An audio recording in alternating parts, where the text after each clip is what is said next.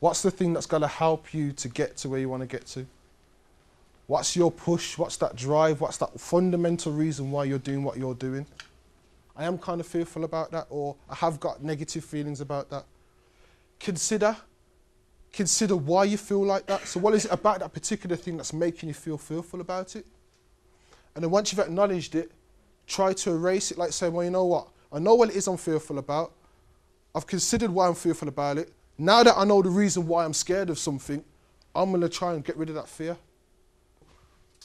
But how many times have you, for example, taken an exam thinking, oh boy, okay, this is going to go pear-shaped. And you took the exam and it's gone well?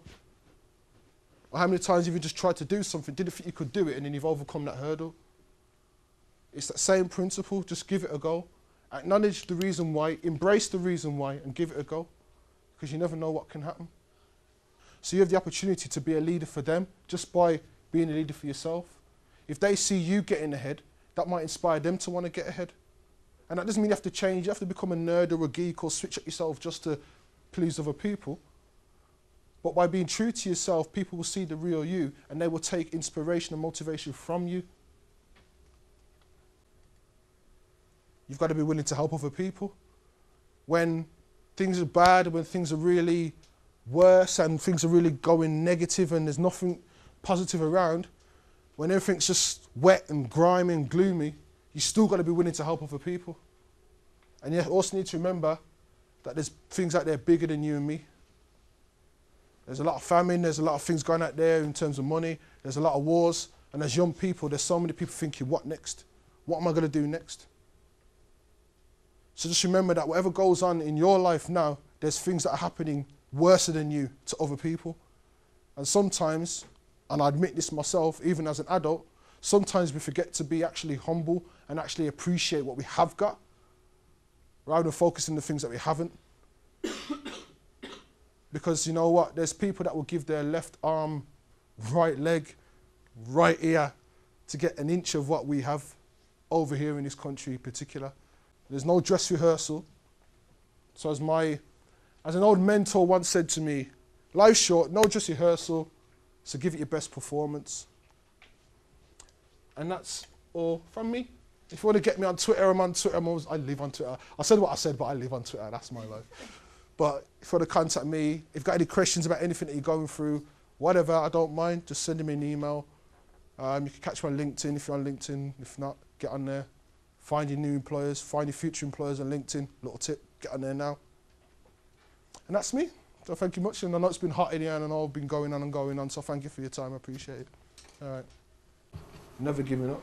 And like I said, still staying real to who you are as well. Because that puts your whole thing in perspective.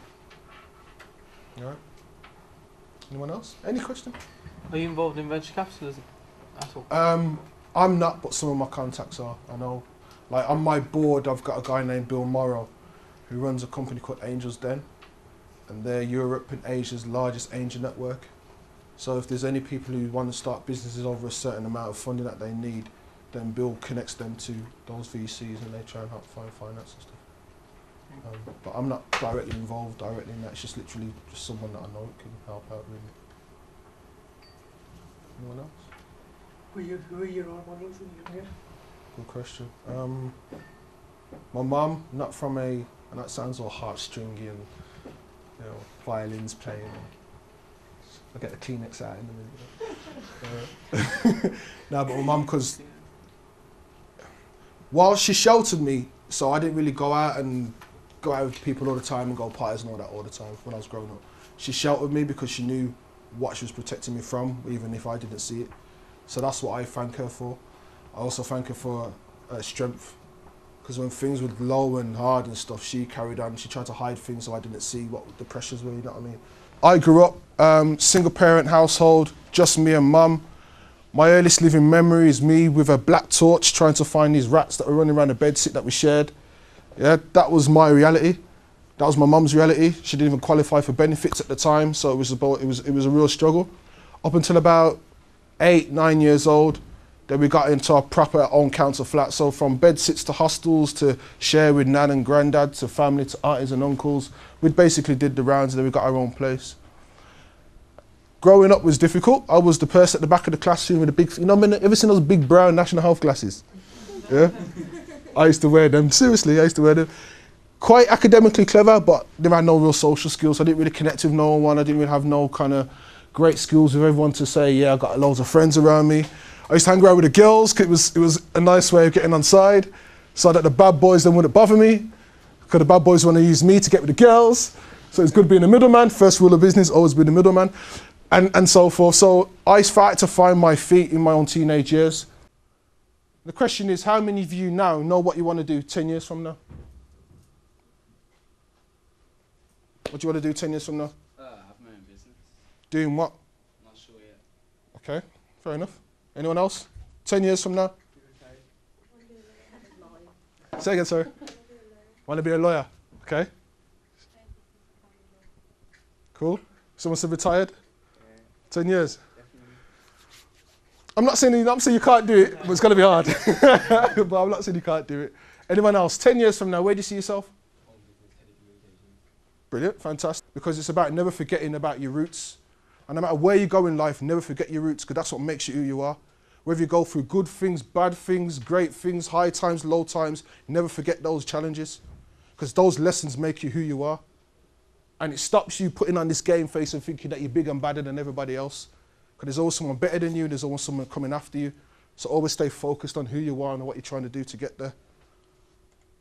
But that was my reality. City tower blocks, we on the stairs, dogs, etc., etc.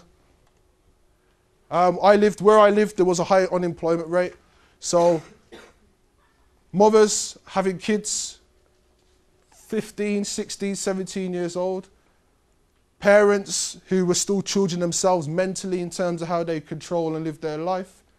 Young people living beyond their years. What made you decide to support the Met Academy? I decided to join the Met Academy because I simply wanted to give back to the next generation of business leaders. I know what it's like not to get support when you need it. And there's so much creativity and innovation in the city, and I think the Met Academy programme is one that's really helping to invest in our young people and really give young people the skills that they need to achieve. So for me, that fit my ethos of where I'm coming from and why I do what I do in business and why I try and help as much as I can in everything that I do. What do you enjoy most of all about being a member of the Academy board? I like seeing the inspiration, the creativity from the young people, and having a couple of young people on the board as well to give feedback on the progress of the young people. It's great for them to get that experience and to learn from the other business owners and the business leaders that are actually on the board. And I think also seeing that the leaders get something back as well. You know, they're seeing these young people taking their advice, putting things into action and receiving a positive impact. So being part of a collective of people who think that way and who do things the way that we do things is really, really exciting, and it's really fantastic to be a part of it.